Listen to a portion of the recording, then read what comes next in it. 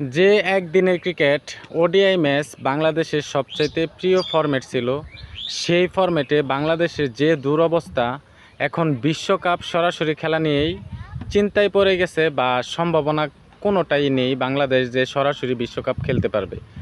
Bangladesh last 10টা match ODI ম্যাচে বিচ্ছিন্নভাবে এবং জঘন্যভাবে হেরেছে। বাংলাদেশকে নিয়ে আশা করা খুবই কঠিন, কারণ বাংলাদেশকে অবশ্যই হয়তোবা বাছাই পর্ব খেলে তারপরে বিশ্বকাপে অংশগ্রহণ করতে হবে। বাংলাদেশের যে পারফরমেন্স, আসলে সত্যি কথা বলতে বাংলাদেশ এই পারফরমেন্স নিয়ে সরাসরি বিশ্বকাপ খেলা অর্জন করতে পারবে না। বিশ্বকাপ খেলা সম্ভাবনা একটু নেই।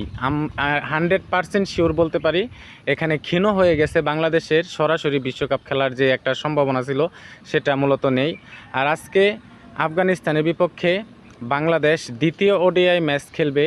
আর বাংলাদেশের নির্ভরযোগ্য ব্যাটসম্যান বলতে একটা ব্যাটসম্যানও নেই যারা খেলাটা দৌড়ে ওডিআই ম্যাচটা শেষ করতে পারবে। বাংলাদেশের এখন যে দুরবস্থা, 50 ওভার ব্যাটিং করার মতো একজন ব্যাটারও নেই। এই দুরবস্থা থেকে পরিত্রাণ করতে হলে কি করতে হবে, অবশ্যই আপনাদের পরামর্শ চাচ্ছি। অবশ্যই কমেন্ট বক্সে জানিয়ে দিবেন।